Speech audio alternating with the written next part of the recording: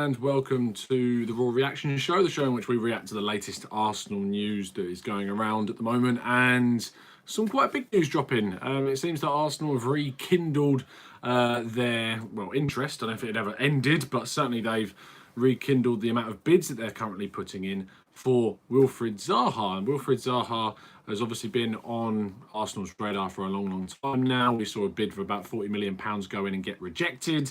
And now we're seeing that Arsenal are going back to Wilfried Zaha to see if we can get a deal done. Now, of course, Emery said earlier in the week that Arsenal were working on some really expensive deals.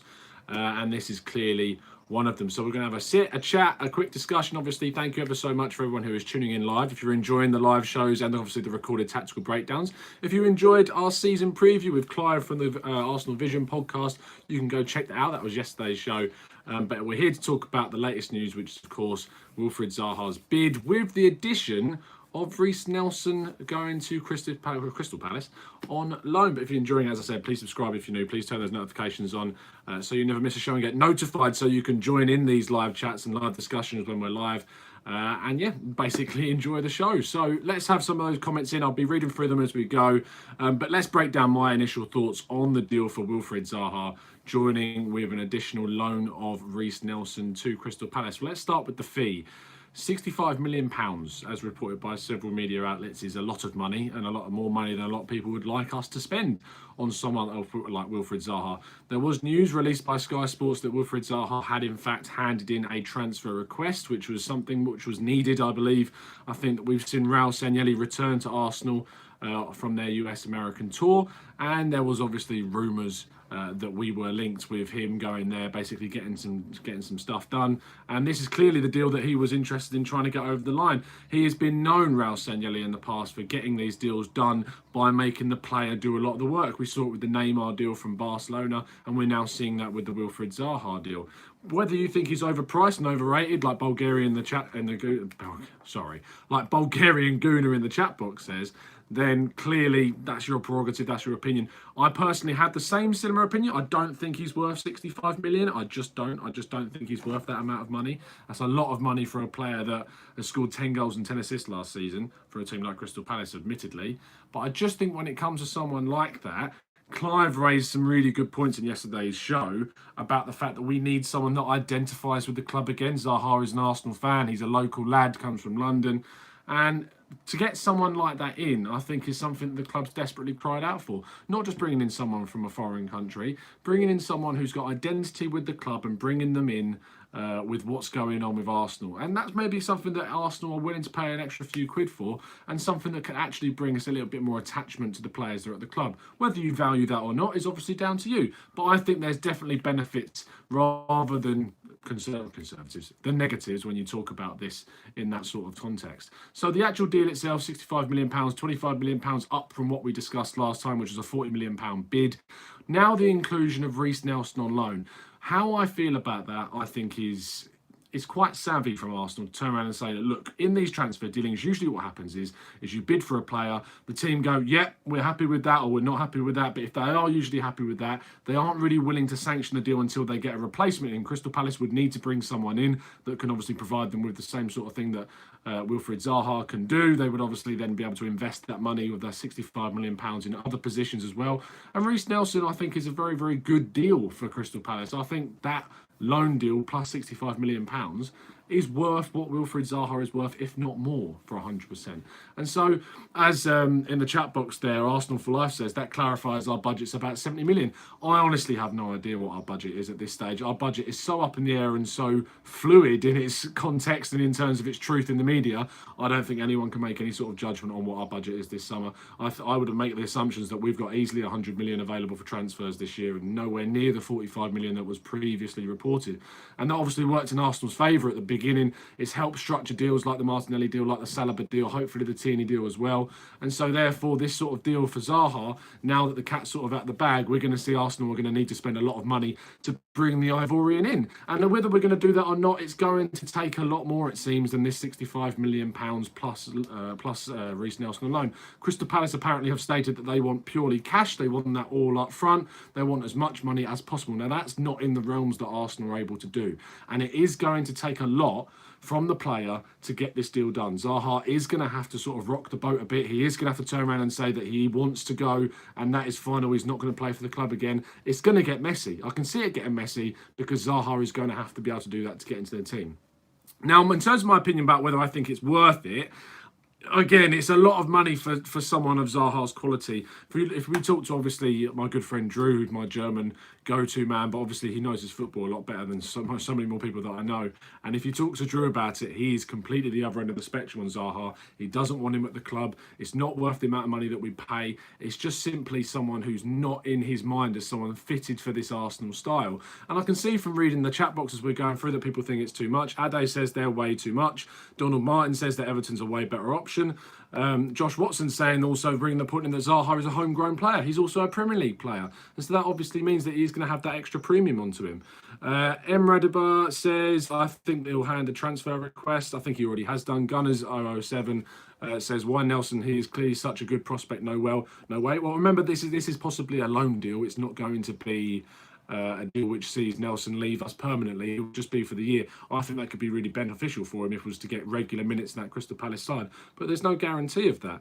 What else have we been saying? Harry Rawlo says, just throw Jenkins and Nelson on loan and Chambers into 65 million. Actually use the Deadwood to help us, not hinder us. I would argue that Chambers, I don't think, is more of a Deadwood player than the likes of Mohamed El Neni or Mustafi. I think Chambers can actually do a really good job for us next season in multiple positions.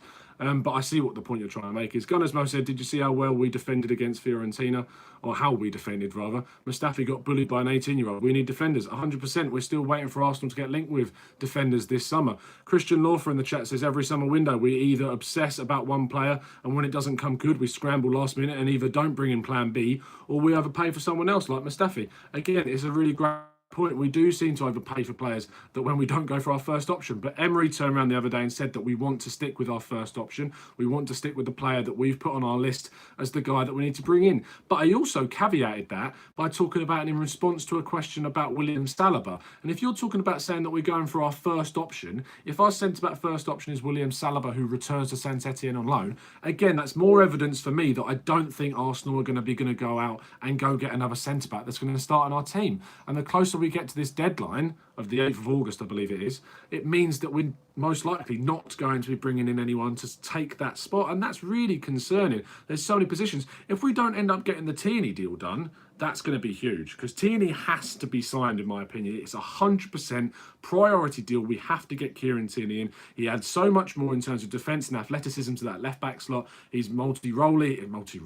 He can play in multiple positions. He can play in that centre-back role as well. He has done for Scotland. I've checked up on it. Someone said it in a previous video and I really did doubt it. But having looked into it, Tierney did show some really decent performances as a centre-back. Now, I'm not advocating this and saying that's all we need. I think he is going to be the left-back, and I really want him to be because I think he's got great quality and he's a great age that we can develop him. But I just can't see us bringing in that centre-back player. Zaha looks to be the guy that we're really going for. The Everton deal, supposedly, according to Charles Watts of Goal, has gone absolutely dead. We weren't ever interested in that. We were offered him, but it wasn't someone that we were looking at going for. And so, therefore, Zaha is the guy that we want to look at. We've been linked to Malcolm. We've been linked to Lucas Vasquez. We've been linked to Claude Maurice. So I think probably has ended up at Borussia Mönchengladbach by now. We've been linked to so many players, but it always seems to go back to Wilfried Zaha is the main guy for us to be going with. Harry Law says, or maybe all these links and apparent bids are a facade for us to hurry up at a different player. Wouldn't be surprised if Everton or another winger is announced before we know it. I think that what we do know is that this week is a big week for Arsenal. We return from the tour. Obviously, we're going to be playing some more friendly games. We've got Real Madrid in the week. We've got games against Barcelona coming up as well. We've got Angers as well, I believe, is another team we're playing in pre-season. But this week I can see the Saliba deal getting done. I think there'll be bigger movements on Tierney. But in terms of this winger position and this Zaha facade, a complete spiral of news that we're seeing, I think it's going to rumble on towards the last day of the transfer window. I really do. When we were told by Raul Sanllehi that these deals would be done earlier on, we hardly ever see any deals going on transfer deadline day. But all I see at the moment is Arsenal being continuously perpetuous and really putting themselves on the precipice of falling into the trap of trying to rush and get these deal done late. Lord Zoo says, I would love Zaha at Arsenal, but he would cost too much and we could really use that money to strengthen the areas we need. Again, I agree. I think we could spend 30 million on someone like Everton and then bring someone in for 30, 40 million in a centre-back role. Someone like Armando Izzo, for instance. That's certainly someone that would improve our defence. Christian Lawfer says, if Palace doesn't budge, do we allow ourselves to get bent over, or do we have a plan B to go to? Do we have a plan B? I think we do have a plan B. I just don't think that Arsenal are in this position this time where we're willing to jump ship to it so quickly. I think we're going to push and push and push for Zaha. Hopefully, we'll see someone like Tierney come in, someone like Saliba come in, and that'll push through some more deals and we can put more effort into this Zaha deal. But I think, again, it's going to be really reliant on the player power. Player power is going to be huge for this deal. So trying to get it done and trying to get it over the line is going to take a lot from Zaha himself to get it moving. Bulgarian Gunner says, question, does Tierney come mean more torture with three at the back? Because Nacho and Collart aren't going anywhere. I think it means that we're going to still stay with the back four. Emery has come out in his press conference and says he's going to push to try and continue with the back four, and I think that's the right play, the right position, the right formation for us. And I think Tierney will slot into that left-back slot and be much better defensively than the left-backs we currently have. Mohamed Sano says, Zaha is not worth that money. 50 million is the most to pay for him. He is a great player, but he doesn't score enough goals for that kind of money. Play Nelson and buy a centre-back. Again, some really good opinions coming out. South London Finest B says, what happened to selling players? Maybe if we did, there'd be more funds available. Again, we're really struggling to let players go. There's not too many people out there. There's been links with El Neni to West Ham and Crystal Palace, ironically. Maybe we can get some funds in. You won't be looking for anything over about 10 million, though, from Mohamed El Neni. What are we at now? Do you rate Ruben Diaz, or would you spend 50 plus million on Zaha, says Kurt Luano. Thing about Ruben Diaz, and you can actually check out the tactical breakdown I did on Ruben Diaz. We actually had a Portuguese expert on the show. My good friend Jose Miguel came on and he talked about Ruben Diaz and what he thought. He sounds like a very, very good player. He's got great stats and statistics.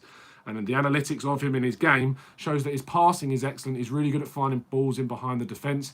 Ruben Diaz is someone I like from doing the research on him, but I just think for the money, we won't be signing anyone of his level for that amount of money in that position this summer.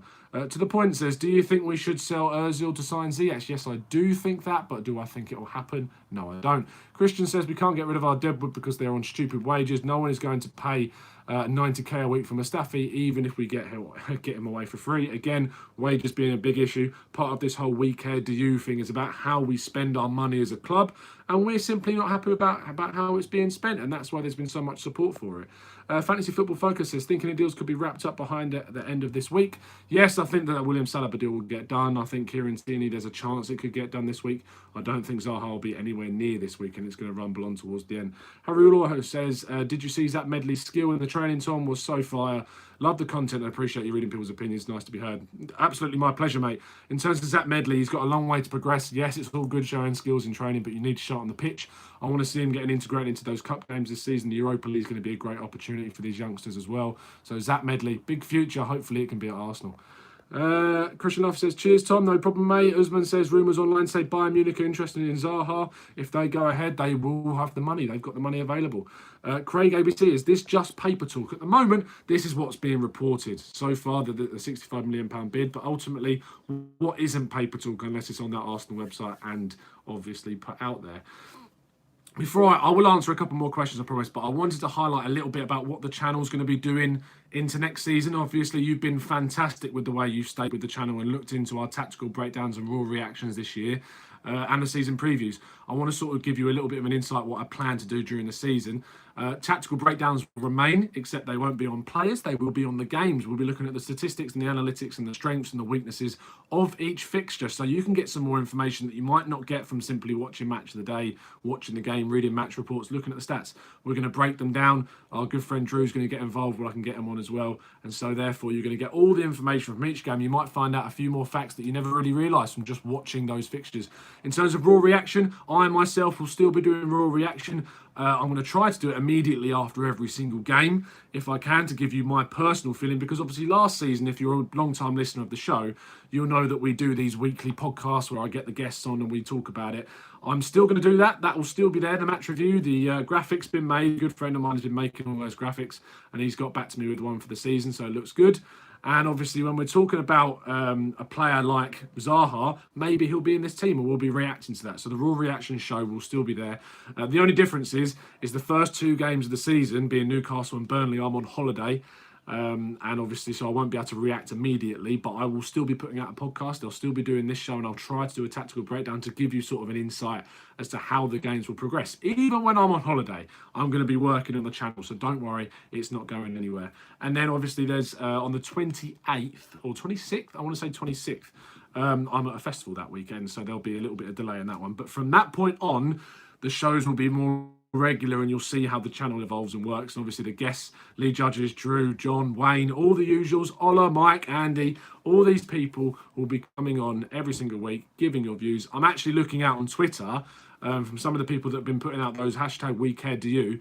And what I realised is there's some really fantastic speakers just that have really not really had a chance to voice their views. Marco, from I'm assuming in the United States, based on his accent. I'm going to try to get Marco on. I was really impressed with his video.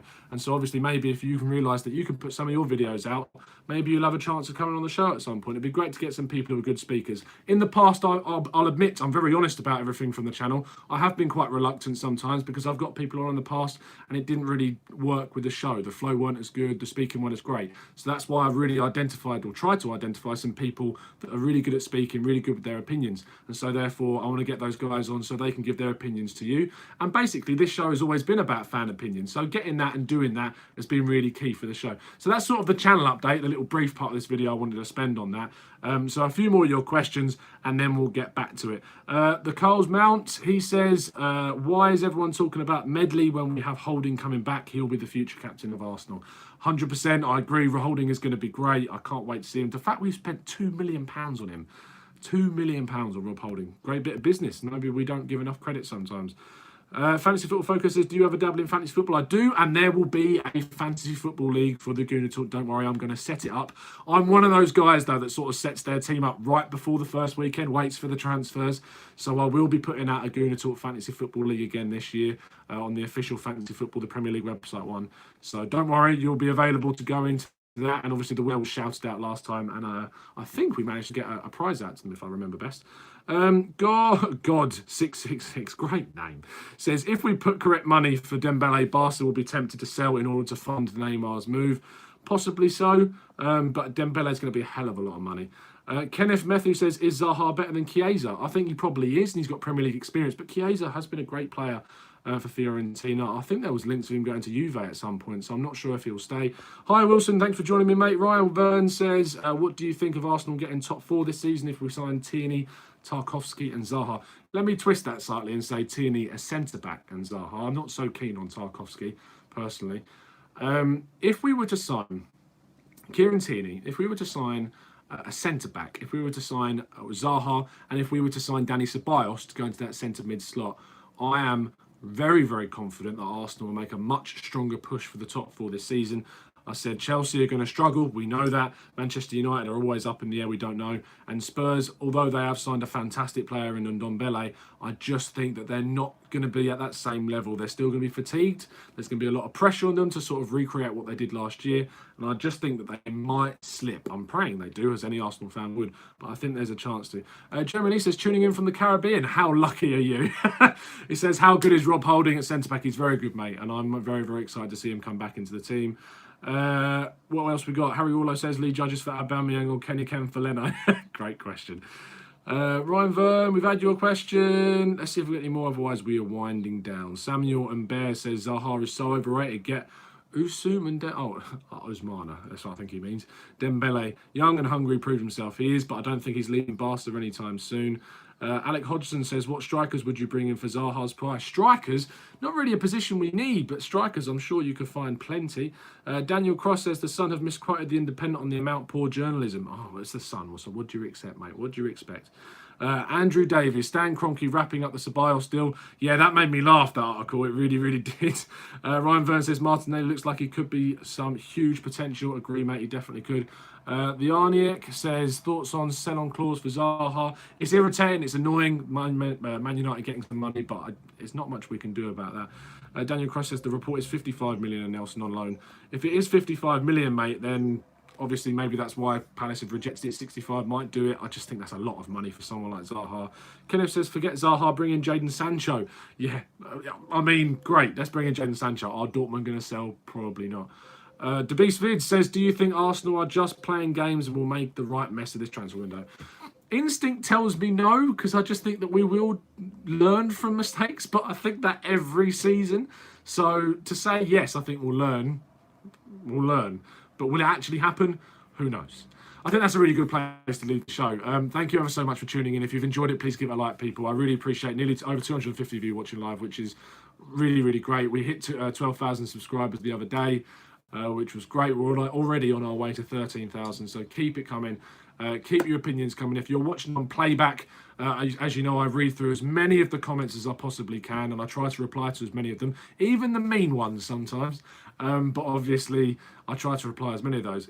Obviously, if you want to be involved in these live shows more often, it's good if you press that little bell button and turn the notifications on, because then you get involved with the live shows quicker and it notifies your phone. So you can get, as these guys are here, get involved with their chat, and I can respond to your questions. So thank you ever so much for watching, people. Enjoy the rest of your evening. I'm off to play some badminton tonight. I mean, what more can you want on a Monday? Playing some badminton. But yeah, obviously some football in the week would be nice. But yeah, hope you enjoy the Real Madrid game. If you don't join us before then, I hope you do. There'll be a show out tomorrow. But as always, keep it real, keep it Arsenal, and as always, up the Arsenal.